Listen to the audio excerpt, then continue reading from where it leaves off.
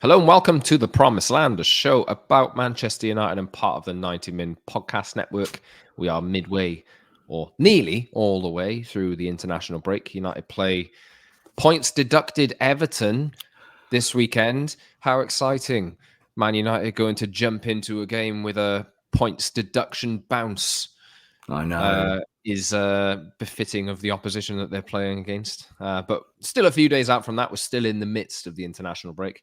Bruno Fernandes and Portugal going 10 out of 10. England dropping points to North Macedonia. Harry Maguire giving the ball away in his own half and nearly giving away a penalty. But Rob, are you enjoying the international? It's the last one of the year, isn't it? Dying for it to be over, really am. Like it's always that thing, is we always have one eye towards the next game, and like you said there, the storyline around Everton and Goodison Park, and that stadium will be rocking the minute our team walk into it, won't it? After what's happened in the last few days. But yeah, no, I think with the international break, like you just said there about Harry Maguire, it's interesting, isn't it? Like he makes that mistake in that game. Social media is just like a storm burning down about how Harry Maguire is the most awful centre-back in the universe, and he's the first centre-back to ever make a mistake. And I think this is kind of where these minutes get filled, Scott, on social media, isn't it? Is that these become like bigger stories than they should be. As long as you don't make those mistakes for us, then I think we'll be okay.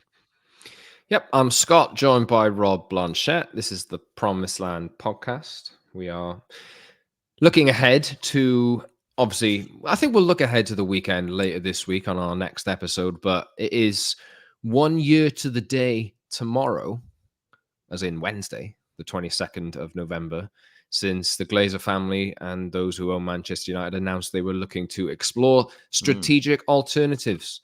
We know where we are with that, or do we? I think we're on the verge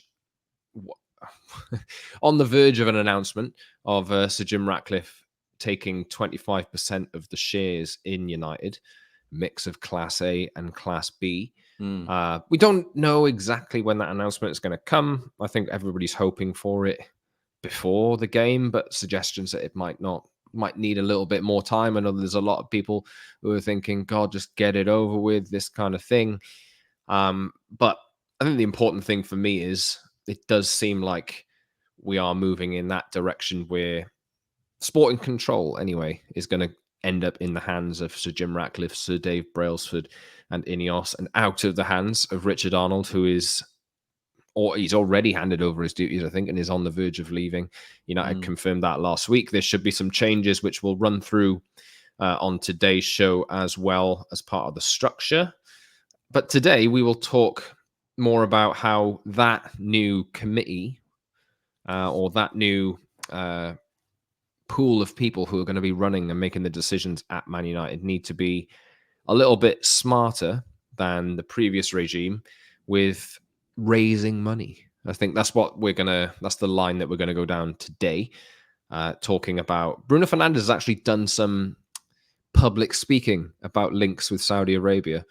Rafa Varane has been linked with Saudi Arabia and Bayern Munich. Casemiro, there is interest in him from Saudi Arabia. Jadon Sancho's obviously excluded from first team duties currently, and that's 300 and odd grand a week just sat on the sidelines, which is probably not of benefit to somebody who's coming in or a group of people that are coming in and they're looking at things and how things are run and thinking that's just a massive waste of money there on the side, isn't it? Yeah. But yeah, we'll be talking about that kind of thing today. Subscribe wherever you get your podcasts on Apple, Google, Spotify, and the likes, and watch us on YouTube, the Promised Land and Manchester United podcast. Like the video, leave a comment, subscribe, hit the notification bell as well, and hit social media following buttons on X, IG, and TikTok at @_ Scott Saunders for me, at @Rob_B on X and YouTube, and at PromiseLandMU on X for the show as well, so you never miss one.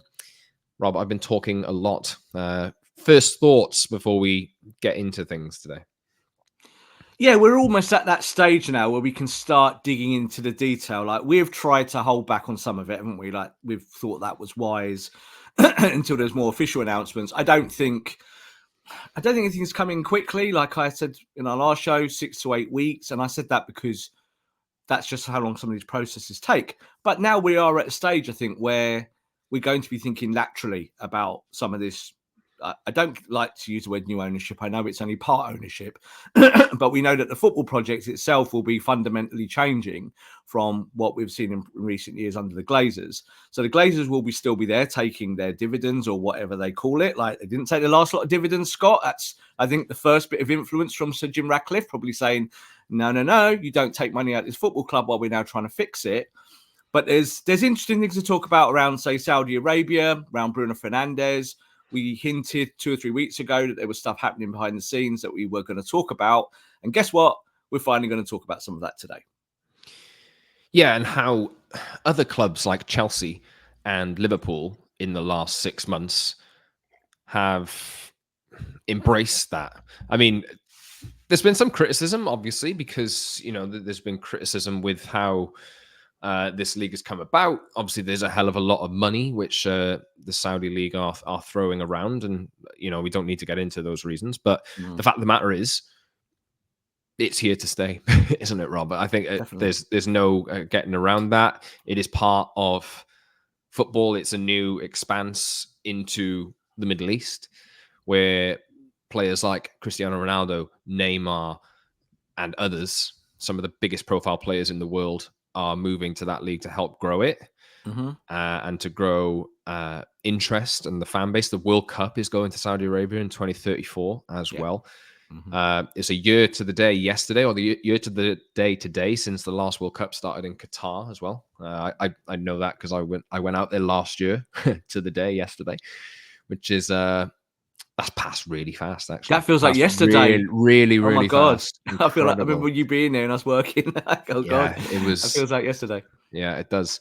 But I'm trying to think in the sense of, if you've got a new sporting committee, which we'll talk about at the start of the show, coming in to turn things around, and you look at how Manchester United are built at the moment, and then you have a player like Casemiro's 31, turning 32-ish, around that age, who's had all of his success at Real Madrid. I think he had a good season last year, but obviously things have not gone that well in the last 6 months. And they're going to look at high-profile, high-earning players and think, is that really how you succeed in modern football? No, you look at Real Madrid, who are probably the best example. Well, Man City are the best example, but Real Madrid are a great example in recent years of having pivoted a transfer strategy for the better. And now they've picked up players from Brazil, from South America in general, who are 18, 17, 19, 20, 21. And now that forms the core of their new team, which looks like it could be in the conversation to dominate football for the next 10, 15 years. They picked up Jude Bellingham, who United tried to sign a few years ago. But Real Madrid have managed to rinse Man United for their money for players who've seen their peak in Rafa Varane, Casemiro. And as unpopular as that might be, because I know that some of these players are really popular in the United fan base, and understandably so, given how successful they've been, really, you got to look further forward than the next 2-3 years. And we'll talk about how United can start to turn that thing around and how they can turn their transfer strategy around throughout the show, but in the context of a new structure. So I'll run through that, Rob, just to start with the new structure that we could be seeing. Yep. Now, obviously, we're waiting for an official announcement about Sir Jim's purchase of 25% of United. As we've talked about many times, and as I'm sure that you have all seen or heard, Sir Jim and his purchase of that stake, it's conditional on him and Ineos and Dave Brailsford taking sporting control of Man United, because they've identified that is probably the main area where United are failing. If they can turn that around first, they have a better chance of turning everything else around. So I wrote a piece yesterday for 90min.com, which you can find on my @_Scott Saunders X or Twitter link. I posted it yesterday. They've been looking at sporting directors. Paul Mitchell is obviously still the main name in the frame. To us, it does seem like he is going to be installed there at some point. It could be weeks, could be a few months yet, or it could be instantaneous. We don't know, but it seems like he's waiting in the wings. And Jean-Claude Blanc as well is going to likely come in as the next CEO, given Richard Arnold left last week, or it was announced that he was leaving last week. Patrick Stewart has stepped into that interim role as CEO. He's been there for how long now? Nearly 17 years, since 2006, as general counsel, and other roles he's held there. But Jean-Claude Blanc is an interesting one, and I think we should do a show, Rob, at some point on Jean-Claude Blanc and how important he could be to this process of revolutionizing how Man United works. So first off, what do you think of how important do you think these structural changes are to turning things around? Well, they're fundamental, 100%. Like, I think, again, you talk about Jean-Claude Blanc, you talk about Paul Mitchell. These are names that the Glazers can't and wouldn't get. You know, this is the kind of standard that the big institutions in football want, but Manchester United have been looking elsewhere across the vista at other stuff. You know, we talk about players today as well. Shirt sellers, commercial offers. You need to have a balance to be able to do everything. That's the truth in football. So Blanc is really interesting. Mitchell's really interesting. And as you just said there, you know, how important is it? This is really what Ratcliffe brings to the table and what Ineos bring to this table with strategy and some kind of know-how around structure, because Man United suffer so badly in that part of the park, Scott, about upstairs, about how you have a direction. This is why we talked about Richard Arnold in the way that we have, and John Merton. We said, it doesn't matter what their best intentions are. We're not saying they're bad people, but they haven't done their jobs correctly, or what you would say to the required standards. So I think that we always knew with Ineos that this was the route that they wanted to take. And we knew it was different, say, to the Qatari route of how Qatar wanted to take full control of the club and direct it in a certain way. Ineos have done it in a different way, but they're doing it in a way that they feel that they can take the power away from the Glazers and take the power from the football club into their realm and to be able to do more for themselves. Like, let's be honest. I called this a passion project for Jim Ratcliffe in the past. I still think it's that. He's an aging guy who's got billions of pounds. I think his legacy, he thinks if he gets Man United right on a sporting side and starts winning stuff, what makes Man United relevant again, what a legacy to leave on this planet as you exit one day, is that you're the guy that saved Man United in football terms. Obviously, a lot of detail to go through in the next few weeks and months to be able to find out how that's going to happen. But as you said, I think the first instances are positive, and I think that's all we can expect. Yeah, so we mentioned Dave Brailsford already. So Dave Brailsford, has extensive history of in British cycling and this kind of thing, had his own controversies to come with it as well, obviously, and there's no question in that. But Sir Jim does still believe in him, as we believe. I think he's doing or will be doing an audit on processes at United, and God knows what's going to turn up within that. It's already happening. It is already happening. I think. I think it's already happening. But Jean-Claude Blanc, interesting one. Like I say, I think we should do a show, Rob. I think we should prepare this a little more. But as part of the piece I wrote yesterday for 90 Min, I sent out a few questions, asked a few things, a few different people, did my digging, this kind of thing. And what I think United are getting here is, I don't know whether some people might consider him a relatively unknown quantity, given he's never worked in England. But this is, don't get me wrong, this is a guy who has a track record of seriously improving massive football clubs. Now, worked at Juventus after they were relegated in 2006 due to Calciopoli scandal, which is, I'm sure everybody knows what that is now. Juventus were relegated from Serie A after being one of the most successful, and they still are, one of the most successful clubs in Italy, or the most successful club in Italy. Came in, Gigi Buffon was in there, Alessandro Del Piero was in that team, and he came in and had to turn things around, renegotiated contracts, this kind of thing, because Juventus were obviously dealing with being out of Europe, being in Serie B, this kind of thing. And you can imagine how much chaos that caused within that football club at that time. But I think he was part of the team that made a big pitch to Gigi Buffon to, hey, stay, we'll make a Champions League final. You can be the symbol of this team moving forward. Just stick with us. And he did. And obviously he already was at that time, but became a Juventus legend. And I saw him last night on the touchline as Italy qualified for Euro 2024 against Ukraine. But just digging into what he's been doing in his career so far, he took Juventus, who were in the most difficult period in their history, and turned them around into returning as the powerhouse in Italian football. He helped oversee the financing for them to move to a new stadium. We're talking about like how United are, I think, Rob, they're a failing institution, aren't they? So Definitely. There's parallels there.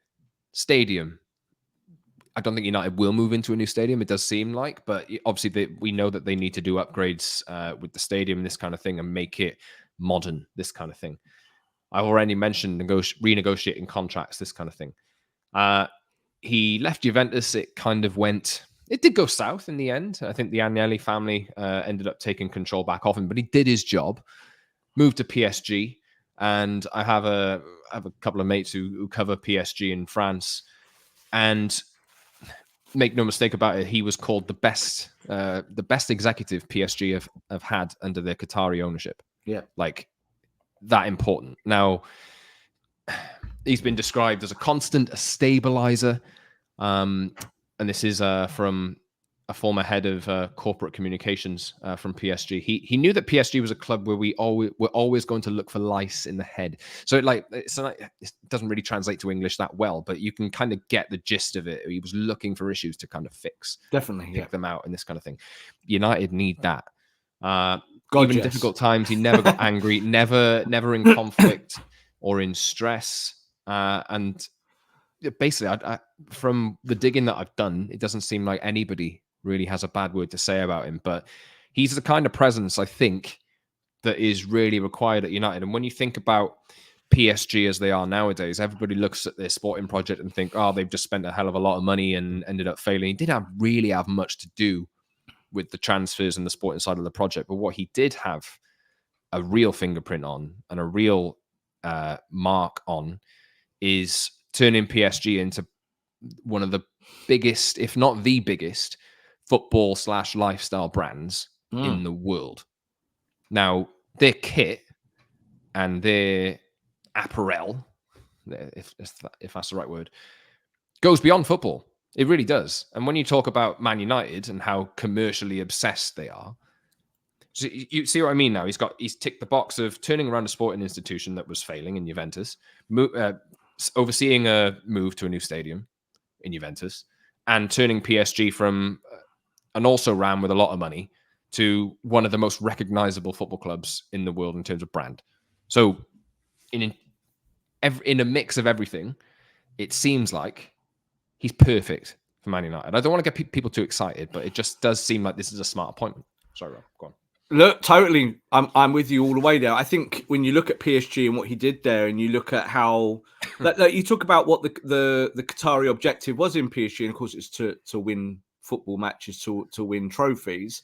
It was also in terms of image. How do you build that? How do you make a football club like PSG, who literally had kind of no background in the commercial side of it? You know, they're a club from Liga who's won everything the last few years, but historically do not have the same kind of branding values of, say, a Man United or a Juventus or any of the big clubs. And he took PSG and he took them to that next level in terms of how they make their brand match their aspirations. Now, what we find with Man United, Scott, look, today here I am in Manchester United gear. I said before the show, I feel like I don't know, have I got Team Ineos on the back of my shirt? Something I haven't, I promise you. But here I am in a Manchester United top.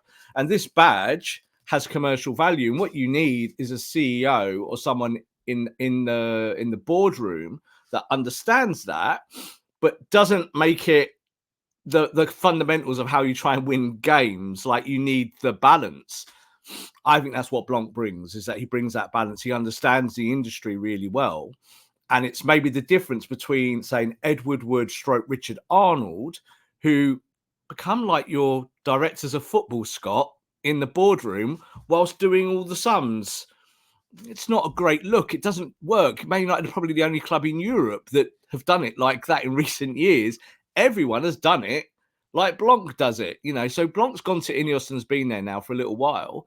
And they've been looking for this project for him. Like they've been looking for someone, a project that fits him, where he can take his expertise in these parts of the business and move it forward. You just said something really important there about Blanc, is that he doesn't do this with any ego. He just looks at systems, process. I want to get from A to B and eventually to Z. And that's not personal. It's not about digging people out. It's not about emotion. It's about stoicism. It's about business practice. And that's how good football clubs do it. So United needs someone like that to kind of almost be injected into their own DNA, Scott, to go into this kind of new level, because this is what the Glazers never got. The Glazers never understood this. The Glazers just wanted people in the top tier of Man United doing their bidding, which was, let us take our dividends. Yeah, we'll buy some players. Oh, we'll put some more debt on the club. Oh, what, we have to rebuild Old Trafford. Or we'll talk about that next year. Oh, we've got players on a wage bill that we need to get rid of. Oh, we'll do that next transfer window. All this deferring. What Ineos needs to do from day one is to have structure. And I think this is why that structure needs to change. It starts with Blanc. It starts with a director of football. You just think all of how we've just talked about Blanc there and the extensive history he has of working at football clubs like Juventus and PSG, the biggest club in Italy and the biggest club in France, undoubtedly. Yeah. Now, he would be coming in. Obviously, this needs to be officially announced and that kind of thing, and things can happen. But it does seem like he is going to be the person to come in and start doing the similar things to what he's done at previous clubs at United. You go from Ed Woodward and Richard Arnold, who were Bristol Uni grads, who were accountants at PwC, PricewaterhouseCoopers. Where have they got their football experience before taking the Man United job? So automatically, even if Blanc fails, which I'm quite optimistic that things will turn around, but you're already looking at somebody who's got more experience than Ed Woodward and Richard Arnold in doing this job in a football sense than ever. David Gill, obviously, he left a massive, massive hole at United when Ferguson and David Gill left. And you could argue that Gill and Ferguson covered over the cracks of the Glazer ownership. Totally. They did, didn't they? For 8 years, United kept winning titles, and it got to a point where I think they probably stepped away at the right time for their own personal value and that kind of thing. But I don't think people appreciate just how important a CEO with know-how is to a football operation. To football operations and to any business in general, is that all the moving parts that move downhill for you to be successful in any industry starts at the very top. It starts with vision, it starts with know-how, and it starts with leadership. And we know that Man United, this is what you lost with Fergie, this is what you lost with David Gill, was that whole leadership side. But you know what, Scott? On a daily basis, being able to make decisions, but also have a long-term vision of going, right, this season, the objective is this. Next season, the objective is going to be that. Man United haven't done that forever. The Glazers don't look at the strategy around Manchester United like that. They look at it and go, well, we need a new kit deal, so let's negotiate that for a year. And, oh, look, we've lost some games. Oh, right, so we need another player. Oh, this position hasn't worked. Okay, we need another player there. Oh, right, now we've got too many players. We should sell a few players. And it never, ever really gets stuff done, Scott. And that reflects in your football results. It really, really does. So I think this is where United have needed to go for a really long time, and why I was keen on it, because you need institutional change at Manchester United from the very, very top. And it starts really with the football project. It starts there, because if you start making those decisions better, Scott, and you get somewhere, things can change pretty quickly. Within a year or two, you're looking serious again. People look at you differently and go, oh, this Man United project's different. It's not these Glazer guys that have been a bit of a mess for over 10 years. It's now a kind of different institution. I think Blanc, I was trying to grab a little black book, but I don't have it anymore because everything is digital, isn't it? And that little black book that he's got of contacts of how he's managed his other clubs, it's vast. He knows everyone and everyone knows him, so he can get things done. That's absolutely something that Richard Arnold couldn't do. That's something that Ed Wood would try to do. Ed wanted to be this big guy on a big stage. I'm Florentino Perez of the Northwest. And it just kind of looks stupid, being completely honest. And when you get to the end of it, he had to obviously go. So this is a good opportunity now for United to press that reset button because they've needed this reset in the boardroom for so long. Obviously, let's say Blanc does come in and is announced as the club's new CEO, which is what we expect, really. In terms of when, that is still anybody's guess, but it'll be at some point soon-ish. I think he's already doing the job, Scott. I think that would not surprise. He's already part of Ineos's portfolio. He manages their sporting portfolio already, so he's probably the puppet masters are there, probably in there already, making his plans, this kind of thing, even though he hasn't been officially announced yet. Now, I'm not saying there that Blanc is going to be necessarily involved in the sporting side of things in terms of which players United sign, because that's going to go to a sporting director. Now, John Murtagh, there's been some suggestions that he expects to stay on as during the transition phase, which could well happen, but they want Paul Mitchell. Like they do. There's been other names which have been entered into the mix as well. Andrea Berta from Atletico Madrid, Lee Congerton, Paolo Maldini. Paolo Maldini did a good job at Milan. What link does he have to United? I don't know. But, Paul Mitchell seems like the natural fit. I think he's the one that Ratcliffe has identified for quite a long time. He left Monaco a number of months ago now. He's waiting to pick up a job. And it seems to me that this could go hand in hand. Now, Mitchell could be staggered. It could be an appointment that comes later. Obviously, Murtagh's departure has not been announced yet. Maybe in likelihood, he does depart. But I'm not saying he could be transitioned into another role, which just isn't necessarily the one that he's currently in. But Paul Mitchell has a past and a history of working with clubs who are building to become or enter into that upper echelon. So you think of Tottenham. He's worked at Tottenham. He was the man who signed Son. And he's had some stinkers. Don't get me wrong. Clinton and G, this kind of thing. He's had some stinkers. But Son was one that I think I read an interview with him within the last few months where he said he got a lot of stick when Son joined Tottenham because he wasn't providing everything that we know he can provide nowadays, but he had conviction in his pick. He did his job. Even when it was getting criticized, he knew that he'd still made the right decision. And it turns out in the long term, he was right.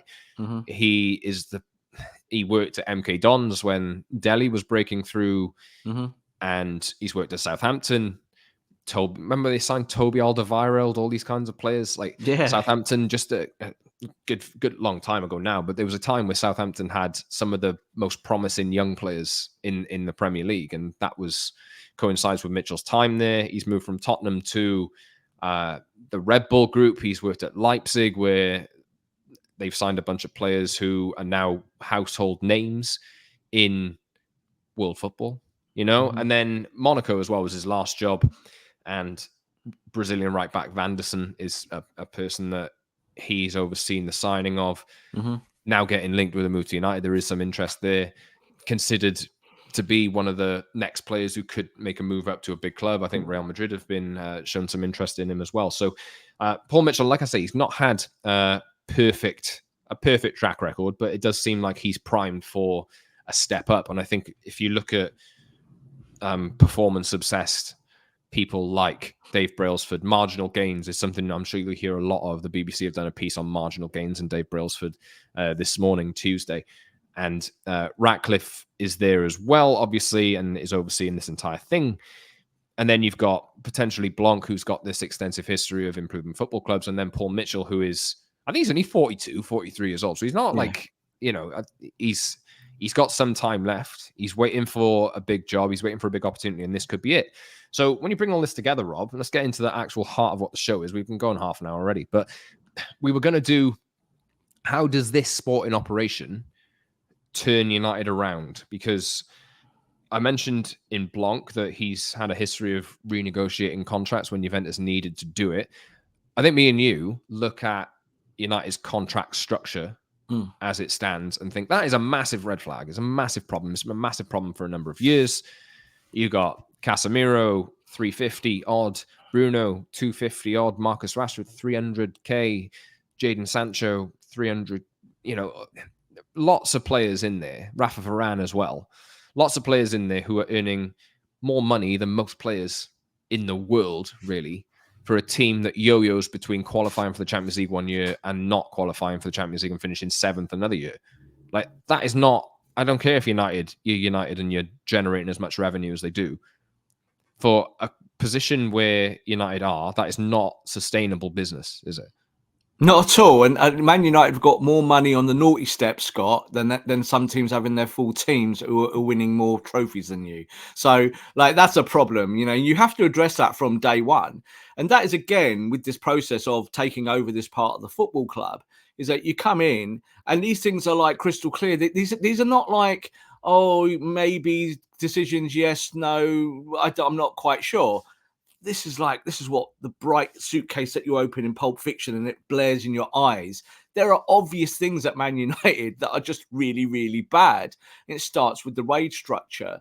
We talked today about, you said about some of the names like Bruno, like Varane, like Casemiro and Marcus Rashford now with his new contract.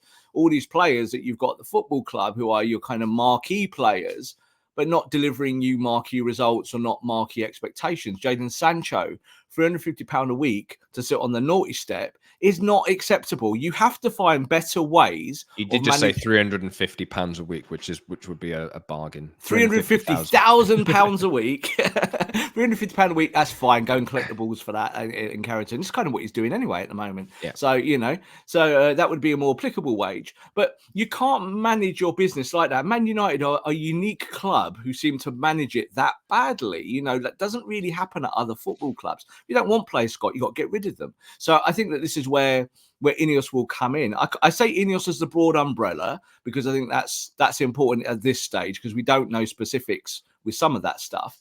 What we do know is that we talk about Paul Mitchell, is that Paul Mitchell could get a job with Ineos tomorrow and start the process. And you don't then have to really be aggressive at United. You don't have to say to John Murto, goodbye. You can have a transition of a year where everyone works together and you make the decisions quietly without the fuss, because Man United is a club full of fuss, isn't it? Constantly in the front pages and the back pages. And I think Ineos will want to stay away from that. Radcliffe himself doesn't like publicity. He'd rather sit in the background. He's a conservative. He just wants things to move and get to where he wants them to be. So that's a long process. But I think the first thing you've got to do, get that wage structure under control, because United, I think, are out of control. I really do. I think you've thrown money at problems. And generally in football, when you throw money at it, the problems get worse. And more expensive, obviously. And worse, and more expensive, worse. And more terrible. And it just carries on. It's a horrible cycle. Yeah, and United have been in that cycle for a long, long time now. Now, we did want to talk about how United go and start turning things around. Now, I know that the first thing everyone will think of is sign players who are like of the right profile and they're young. We made the Real Madrid comparison earlier on in the show about how they picked out Tchouaméni, Rodrigo, Vinicius, all of these players, Valverde out of, not nowhere, but like they picked these players. Endrick is the next one, just been called up for the Brazilian national team.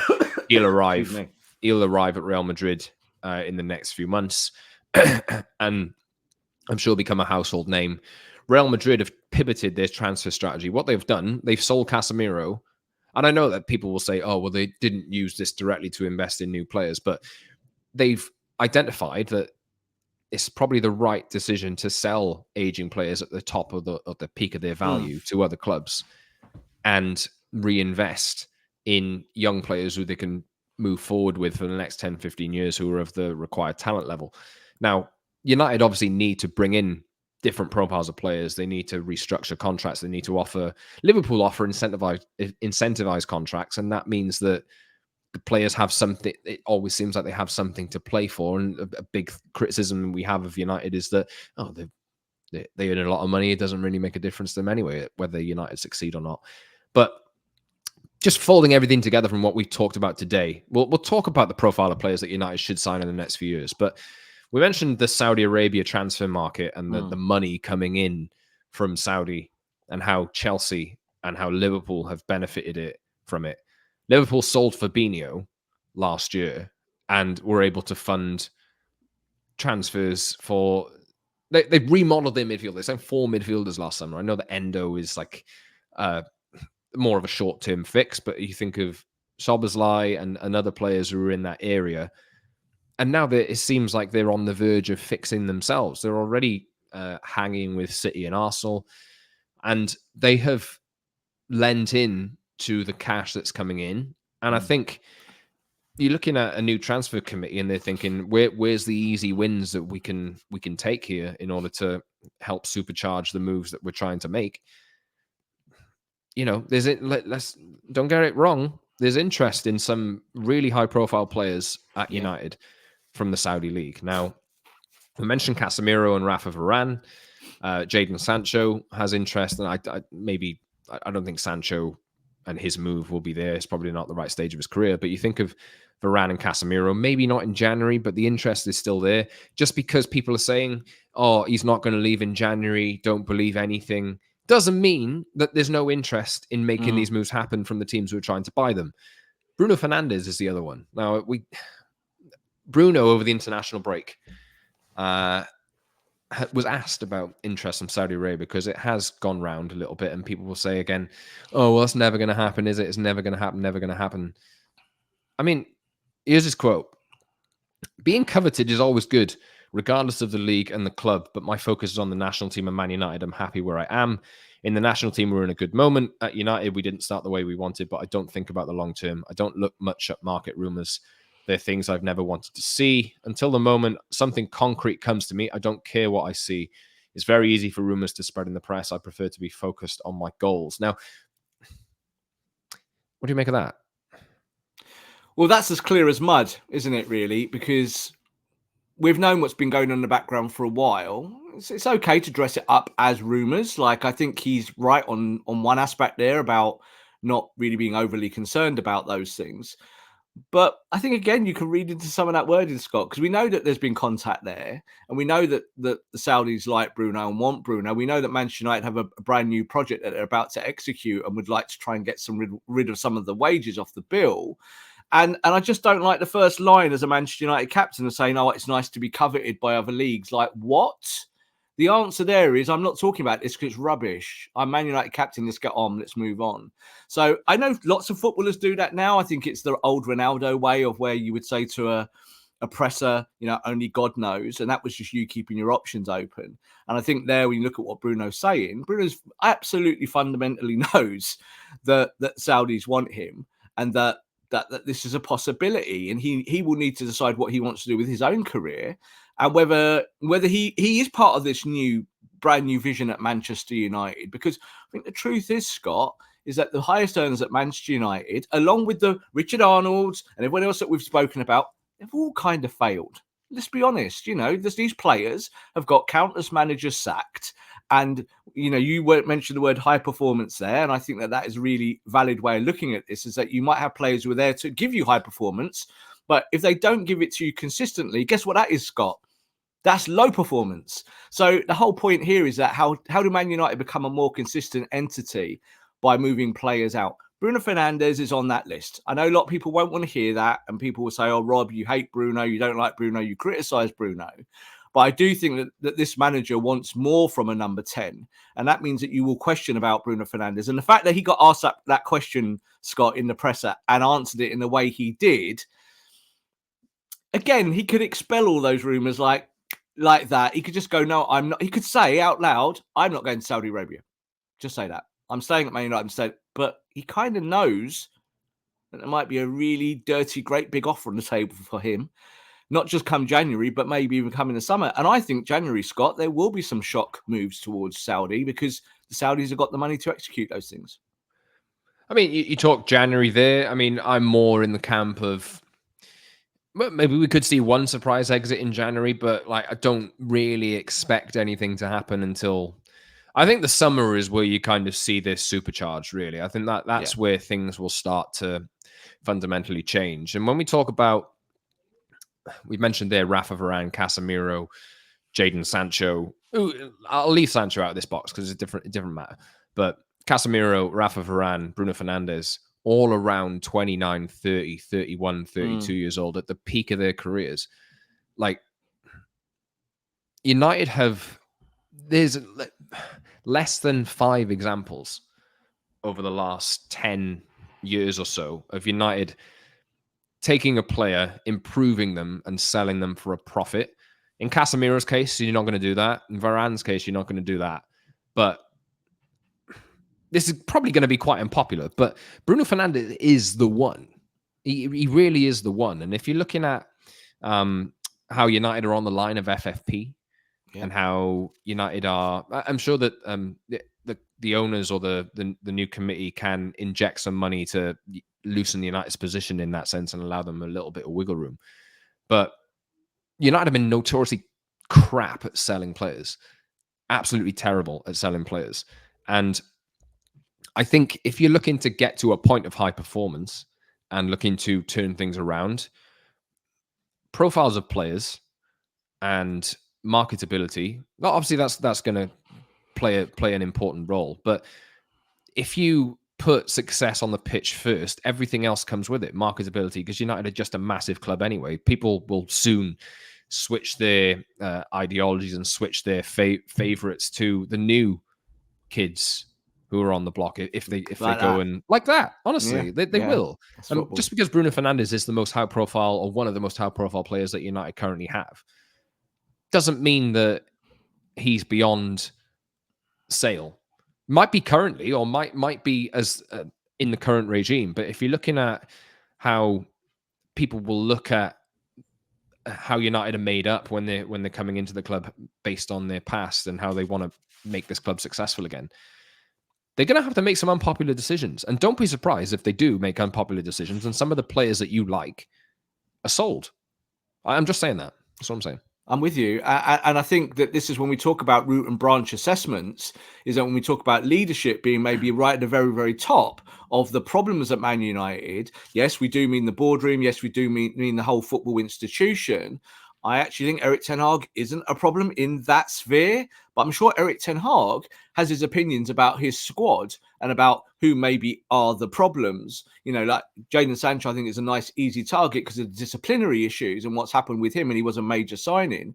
But I think you don't really have to dig below the surface, Scott, to look at Bruno, to look at Casemiro, to look at Varane and understand that that isn't working. That function there of what you need from experienced leaders is not really translating into performances. And I think that's a big problem for Ten Hag. Ten Hag will be looking at that and going, right, I need to refresh this squad in a completely new way. I said you off camera, Scott, as an example about how you do these things, is about Kevin De Bruyne at Man City. I'll put my neck on the block about this. That Kevin De Bruyne is a fantastic midfielder and has been a legend at Man City. I'm sure he might get his own statue at the Etihad one day. You know, an incredible signing. But he's becoming less and less use for Pep Guardiola as time goes forward because of injuries, because of age, and because of all another, things that are on the plate there. And what will City do, Scott? They will move him out, pat him on the back, take that wage back and give it to someone else, and they'll carry on winning. And when you look at Man United, that's what doesn't happen, is that we talk about tactics and strategy and all of that stuff all the time. Well, sometimes the only way to change that is by getting rid of some players and bringing in some new talent. So Bruno Fernandes is absolutely on the table to be dealt because of his age, because he is in a really kind of key position at Man United, both as a leader and as a footballer. Yeah, his stats are great, Scott. People tell me all the time, best stats in Europe for this, that, or the other. Go watch the game. Stand on the touchline and watch it and see what Man United are not good at. Passing the football, like those kind of fundamentals. So I think, again, Ineos will come in. They won't blame Bruno Fernandes, Scott, but they'll look at stuff and they'll go, well, hang on, maybe we do need a different kind of captain. Maybe we do need different kind of creativity. Casemiro's on a massive wage but can't run anymore. Maybe we need to cut him out quickly. I think Casemiro might be the January exit. I really do. I don't think, again, I'll put this out there. Not sure Casemiro will player for Man United ever again. I'm feeling that at the moment. That's the vibe. He might come back and then be available, but I wouldn't be surprised if January comes round and he leaves very quietly and goes to Saudi. And I think we're seeing with Rafa Varane in real time, aren't we? That this is this illustrious footballer. You bought this defender to shore up your defence, and he's now third choice behind Lindelof and Maguire in the pecking order. There's something not right there, is there? That's not how you envisaged this, is it? So, you need these players to play and to help you. So, yeah, the Saudi route is there, Scott. We're going to be talking about it a whole lot more. And Bruno Fernandes is there to be dealt. I really believe that. And I think he knows that. And I think everyone in the community knows that is on the table. Yeah, I think this is just, we're not saying here by any means that this is definitely going to happen. But it's worth having the conversation because if there's any, these people who are coming in, as I've mentioned a number of times, are looking to turn around the sporting project at Man United. And with that, they need to generate money from somewhere. And there is an easy way to go about doing that. And it's getting better at or capitalizing on what United have not been capitalizing on for the last 10 years plus. The last big player that they sold, like Dan James aside, Rob, because they bought Dan James and then they made a profit on him. There's some other players as well, probably marginal. The last time they did that right was selling Ronaldo. Yeah. That's a really, and that was in really 2009. long time ago. 2009. Now, I know that people will say, United aren't a selling club. We should never be a selling club. But you want your players to elevate their status to a point where their market value should be something that you consider cashing in on to keep reinvesting and to keep becoming.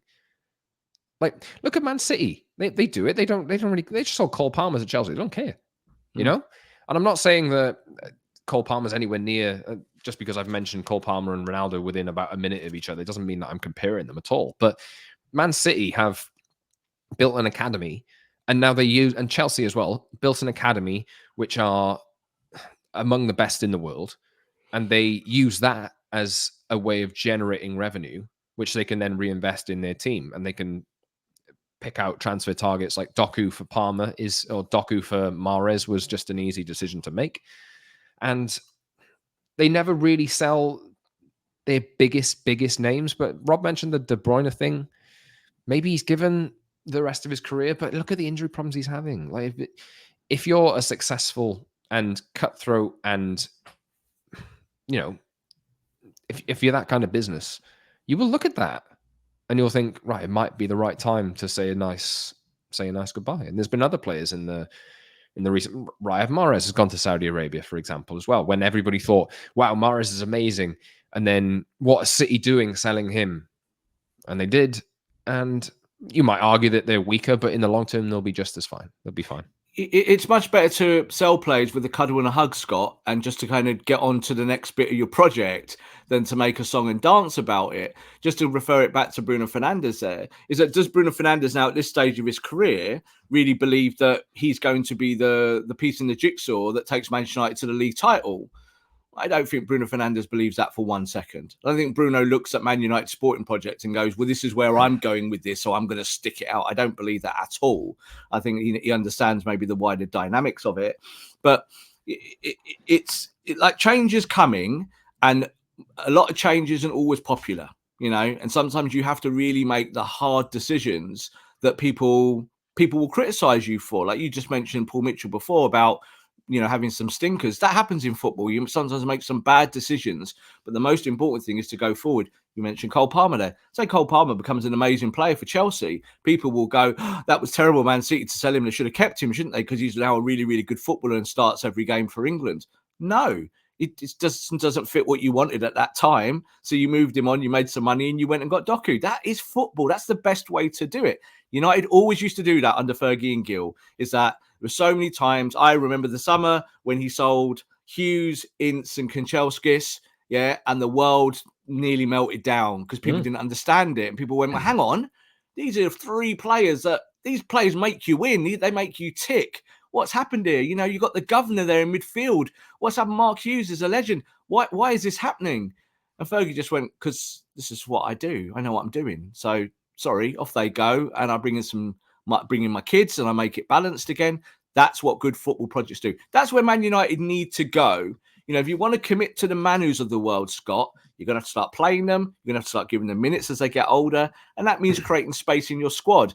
And it is your top wage earners that go as a result, not really the bottom end. It will be those guys that you kind of maybe sell more shirts than others that I think Jim Ratcliffe will look at and go, well, you are not a high performer. You're somewhere in the middle and you're not worth that 350 grand a week. So we need to take that wage back. We need to move you out. We can purchase someone else for a cheaper wage. Just end it on this, Scott.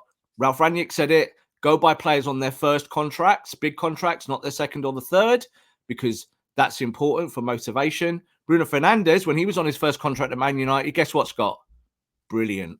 First year or two, ultra amazing, incredible, transformative effect on Solskjaer's team. Now he's on a bigger wage.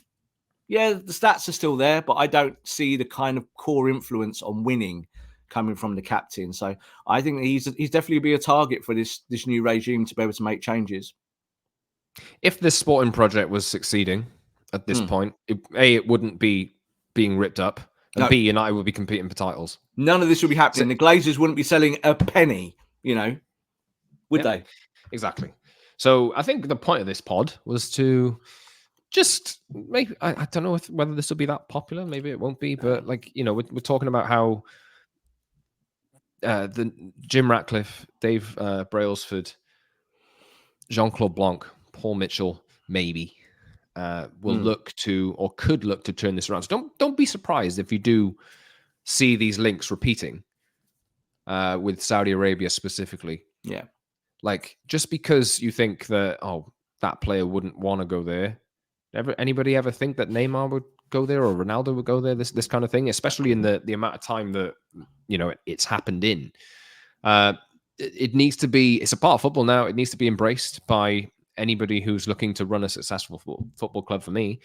And just because it's conjecture currently doesn't mean that the interest isn't there. No, doesn't mean the interest isn't there. And the interest is there, Scott, and you said it earlier on when we're talking about Everton obviously moving forward, is that with FFP and Premier League ruling, Manchester United do not want to become one of those clubs tap dancing in that arena. Is that you can sell players, are, Rob, but they're already there. Exactly. You can sell players and people can talk about what you get back for them, but the most important thing is your bottom line, and that is wages. So if you can clean your wages up, suddenly you're not in that conversation anymore about FFP. You can move very quickly away from that. I think this is why the Glazers have made these financial decisions about giving football control away for money, because it's a commodity. They've kind of sold the football operation and kept their name above the door, haven't they? But they know they needed to solve this issue very, very quickly, because they can't really saddle more debt onto the club. That would, again, affect FFP down the line. And if someone like Radcliffe comes in, injects X amount of hundreds of millions, that solves that very, very quickly. And it means that the Glazers can have a hands-off approach. I think they'd love that. I think they would love not to have to make these decisions that they've made very badly over many, many years. But yes, Scott, some of the playing squad, I think in the next 12 months, let's put it like that, 12 months, might not be at Manchester United anymore, and it might be some of the more popular ones. Don't be surprised, is all we're saying. Subscribe wherever you get your podcasts and watch us on YouTube, the Promised Land of Man United podcast. Like the video, subscribe, leave a comment, and hit the notification bell as well on YouTube. And follow us on social media at @_Scott Saunders, at _Rob_B, and at PromiseSandMU for the show. We'll be back later this week to look ahead to Everton versus Man United as football starts to happen again on the pitch. Fingers crossed we do get some kind of announcement, but it's a year to the day on Wednesday since this whole process started. There's been suggestions they want to announce it before Thanksgiving, which is on Thursday, I think. So it would align quite nicely. Maybe we'll try and jump on in between if something does happen, but it depends on schedules, this kind of thing. But Rob, thanks for today. I've been Scott. This has been the Promised Land podcast. Get your comments in. Get in touch with us on social media. Even if you don't like what we're saying, challenge us, feel free. And please get involved. Until next time, this has been the Promised Land podcast. Thanks for listening, everyone. Thanks for watching. See you soon.